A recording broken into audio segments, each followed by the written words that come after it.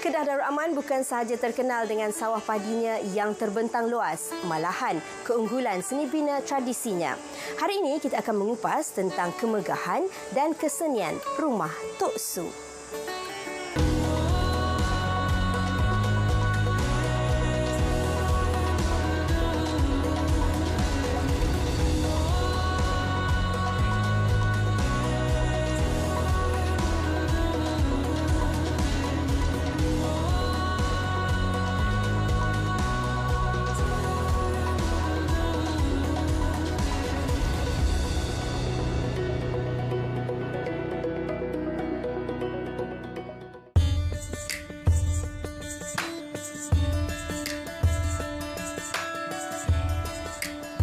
Assalamualaikum dan salam sejahtera. Hari ini Intan berada di Alostar Kedah.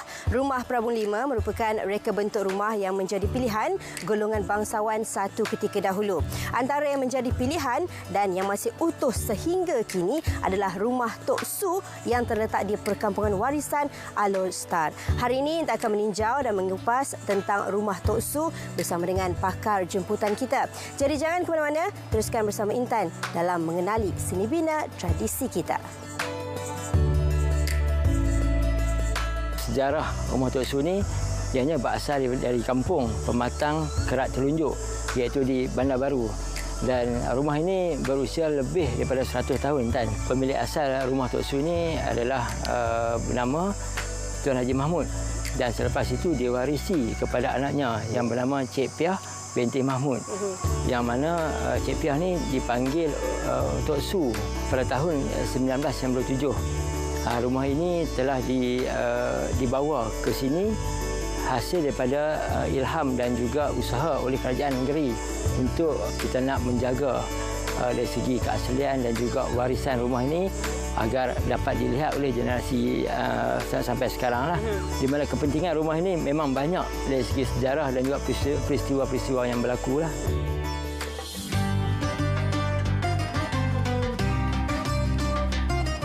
Kesenian susun atur merupakan perancangan susun atur yang menterjemah sosio-budaya masyarakat Melayu. Dalam segmen ini, kita akan mempelajari rasional dan kaitan cara hidup dengan susun atur rumah tradisi Melayu. Rumah yang telah berusia lebih 100 tahun ini mempunyai ukuran yang sangat luas, iaitu 1,700 kaki persegi atau 523 meter persegi. Melihat kepada peninggalan warisan seperti Rumah Tok Su, jelas dilihat kepentingan nilai estetika dan kesenian kepada masyarakat Melayu lama. Okey, untuk makluman Intan, kalau kita tengok kan, rumah tradisional Melayu ni mempunyai pelbagai konsep dan juga ciri-ciri lah. So kita nak bagi Rumah Tok Su, keunikan rumah ni dibina bermotifkan daun budi, iaitu digunakan di papan cantik dan juga di kepala cicak. Rumah Tok Su ni agak unik sikit, boleh dikatakan dia jenis Prabung 5, rumah Prabung 5 ataupun rumah Bumbung 5. Dan dinamakan rumah Prabung 5 ataupun rumah Bumbung 5 sebab kalau kita tengok di bumbungnya tu memang ada 5 prabung. Satu yang di atas dan 4 yang di ujung-ujung yang condong. Dan selain daripada tu, di sebelah rumah Tok Su ni dia ada macam balai. Jadi balai itu pun menunjukkan juga yang Rumah Tok Su ni dulu-dulu menjadi satu rumah yang rumah orang berada ataupun rumah pemimpin gitu, dan balai itu selalunya dijadikan tempat untuk bermesyuarat bagi orang kampung dan sebagainya.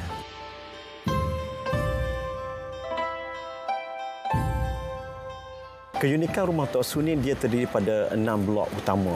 Ada 6 kompartmen yang bermula dengan beranda, rumah ibu, rumah tengah, ada selang, ada dapur dan juga pelantar. Dan apa yang menariknya dalam seni bina Melayu ni, setiap binaan tersebut mempunyai peranan dan falsafah masing-masing. Rumah Tok Su mempunyai 3 ruang yang mengelilingi rumah ibu yang juga dikenali sebagai rumah ibu berbumbung potongan Belanda.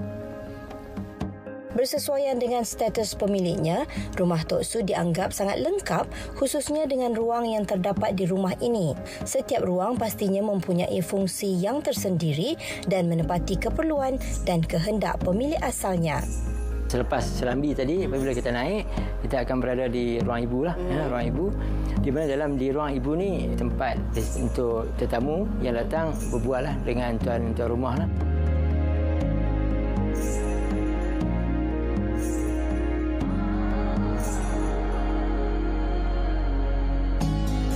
Dan selain ruang ibu ni, dalam rumah ni juga ada ruang tengah, ada bilik tidur dan juga ruang selang yang menghubungkan ke dapur. Dan di ruang dapur tu ada juga ruang pelantar. Pelantar ni selalunya tempat kaum-kaum ibu lah untuk nak basuh pinggan, basuh baju ya di pelantar. Di pelantar.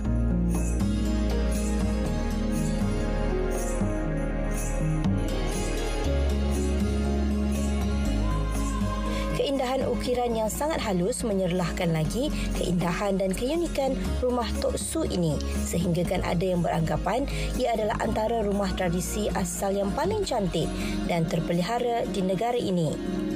Kelebihan ataupun kebaikan rumah Melayu tradisional ni ialah dia mudah dikembangkan. Jadi dia bermula dari satu unit lebih kurang sama. Untuk hampir semua rumah dia lebih kurang sama. Tapi dari modul utama tu dia boleh dikembangkan macam-macam cara, daripada menambahkan serambi kepada menambahkan dia punya rumah tengah. Dia boleh dikembangkan mengikut keperluan keluarga tu.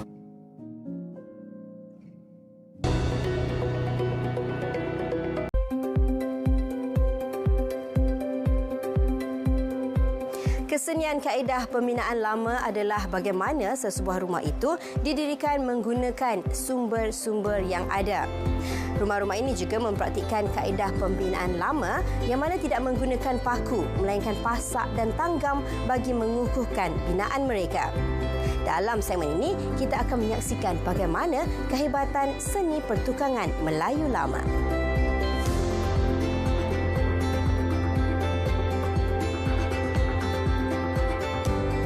Ketelitian pembinaan dengan hanya menggunakan pasak, tanggam dan rasuk membuktikan kehebatan seni bina silam.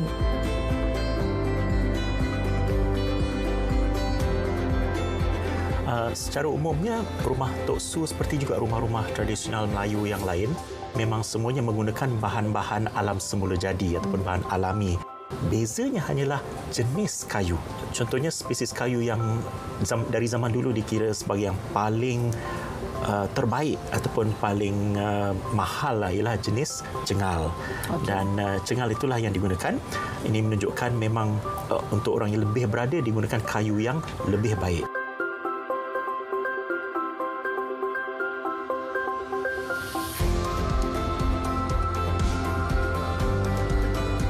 Rumah Tok Su ni dia punya keluasannya sangat besar, sekitar 1,700 kaki persegi.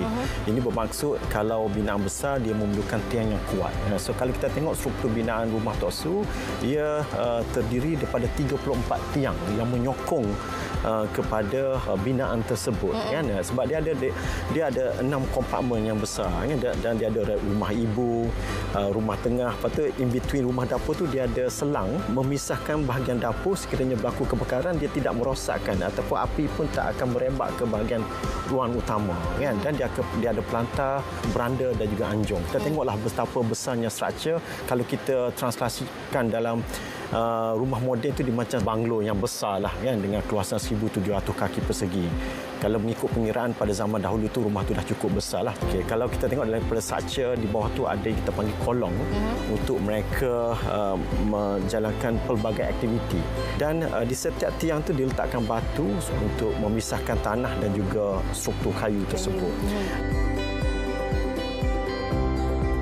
Apa yang menarik ialah kemampuan rumah tradisi yang seiring dengan sistem IBS moden ataupun sistem binaan industri, yang mana antara ciri utamanya adalah kaedah rumah pasang siap. Rumah tradisi seperti rumah Tok Su ini mampu dibuka dan dipindahkan daripada lokasi asalnya lalu dipasang dengan sempurna di lokasi baru. Sistem IBS inilah yang dikatakan sistem masa hadapan bagi industri pembinaan seluruh dunia termasuk Malaysia. Dan juga di ruang ibu ni, Intan, kalau kita tengok ada tiang-tiang seri. Rumah Tok Su ni dia ada 34 tiang. 34 tiang. 34 tiang. Kalau kita perasan dia ada kain. Dari segi tiang seri itu dengan kawasan bumbung lah. Semasa kita dalam proses untuk nak pemunggahan, pemunggahan daripada tempat yang lama, telah ditemukan 2 keping shilling, duit shilling, iaitu straight settlement yang berusia pada tahun 1896. Terletak di bawah tiang-tiang seri itu, berserta dengan anting-anting emas. Apabila dibawa ke sini, kita masih mengekalkan seperti asal apa yang ada di tiap-tiap tiang tersebut. Boleh ceritakan lebih lagi tentang proses baik pulih rumah ini sendiri dan pemeliharaannya? Sudah pasti, Intan. Itu perkara yang paling utama lah. Sebab dalam kita nak menjaga rumah lama lah, rumah warisan ni, penyelenggaraan sistem baik pulih itu memang mengambil masa dan juga kita utamakan. Contohnya dari segi bumbung atap. Atap yang digunakan atap nipah. So atap nipah ni kita mestilah ada tempoh yang tentu kita kena tukar ganti yang baru. Dan juga dari segi tiang pun dan juga kayu-kayu yang digunakan kita kena cat select untuk pastikan kayu-kayu ni tahan lama dan juga nampak cantik. Dan memang dari segi pemeliharaan rumah tradisional Melayu ni, rumah Tok Su ni, memang kita utamakan dan juga kita amat titik beratkan supaya rumah ni kekal seperti asal dan juga keaslian rumah ini untuk tontonan generasi akan datang. Itu paling penting. Atap nipah diganti dengan atap nipah juga. Betul. Dan juga tiang-tiang kayu pun kita akan kekalkan supaya kekal sehingga generasi yang akan datang.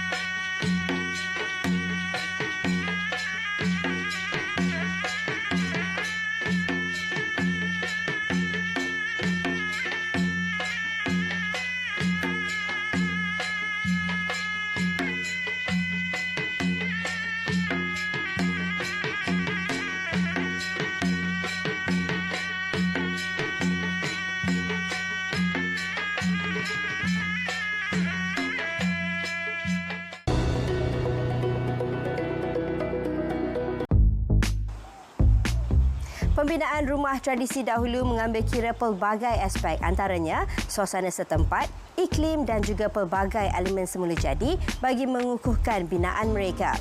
Pelbagai kaedah juga dirangka bagi mendapatkan pengudaraan dan pencahayaan yang baik demi keselesaan penghuni. Kalau kita tengok binaannya bermula daripada atap. Atap diperbuat daripada rumbia. dinding dibuat daripada meranti.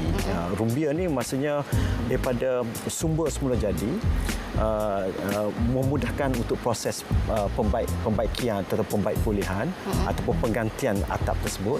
Tapi rumbia ni sebenarnya apabila dia kering, warna dia warna kuning. Warna kuning ni penting untuk kita apabila cahaya, sebab di kawasan tersebut dari segi faktor geografinya, kawasan itu agak panas berbanding dengan kawasan-kawasan di bahagian di berbanding dengan pantai timur atau pantai barat.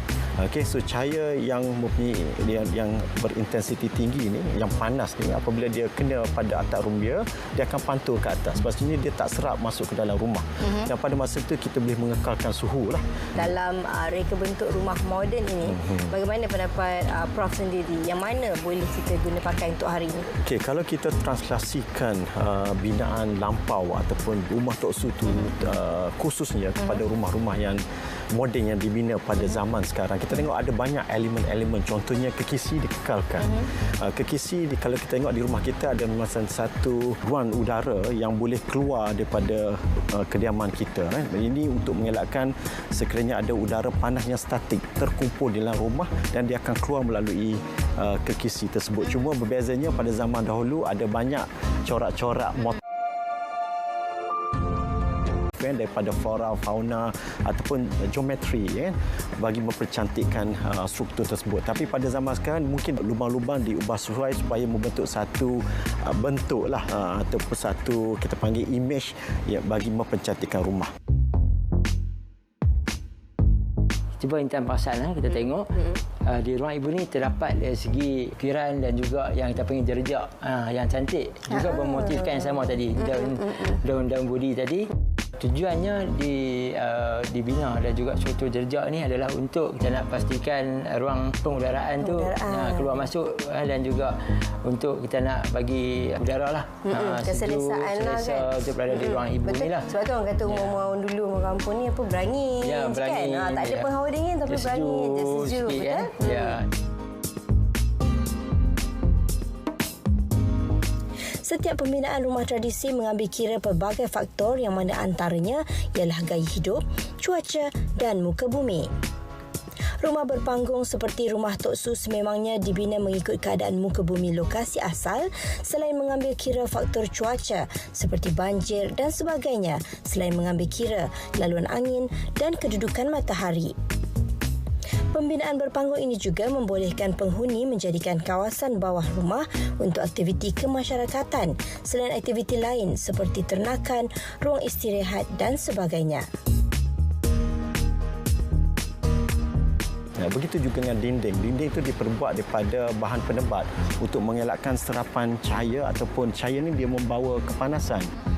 Dia mengelakkan berlaku serapan haba ke dalam rumah tersebut. Melihat rumah-rumah sekarang menggunakan dinding cat yang warna gelap supaya dia mengelakkan serapan haba. Begitu juga pada rumah Tok Su, binaan tingkat itu lebih besar. Tapi sekarang ni kita tengok rumah-rumah tu sekarang ni tingkat pun dah besar dan digantikan dengan kita sliding door ataupun tingkat cermin yang membenarkan pencahayaan semua jadi masuk.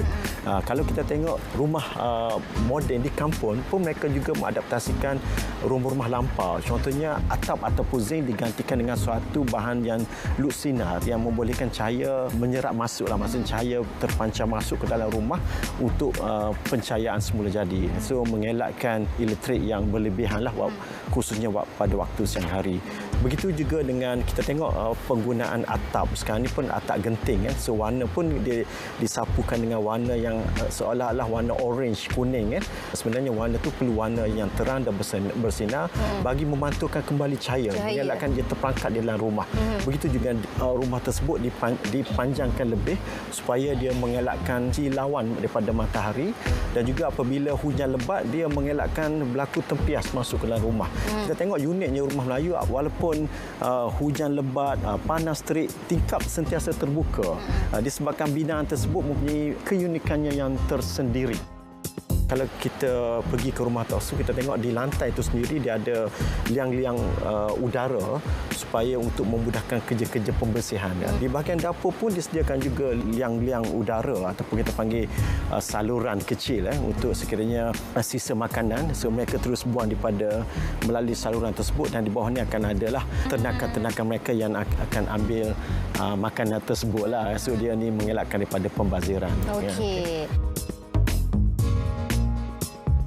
Kalau tengok rumah Tok Su ni, dia kaya dengan kesenian Melayu kan. Contohnya pada kerawang, pada kekisi, dia banyak ukiran-ukiran. So apabila kalau kita pergi melawat rumah tersebut pada waktu siang, kita akan nampak alur cahaya tu memasuk. Seumpama kita panggil aspirasi cahaya tu seumpama ada pancaran belian dan permata daripada luar. Dia akan cipta bayangan daripada kerawan ataupun kekisi tersebut.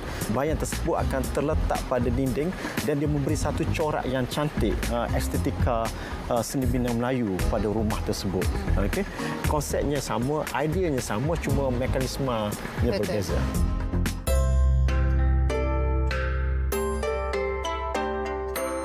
Sememangnya tidak salah untuk mengagumi seni bina tradisi Melayu.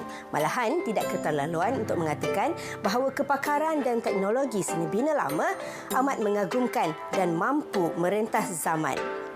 Bersambung anjung dengan serambi, riuh serumah orang berbesan. Adat dijunjung ikut tradisi, menjejak hikmah dalam warisan. Sehingga berjumpa lagi dalam Teratak Tradisi.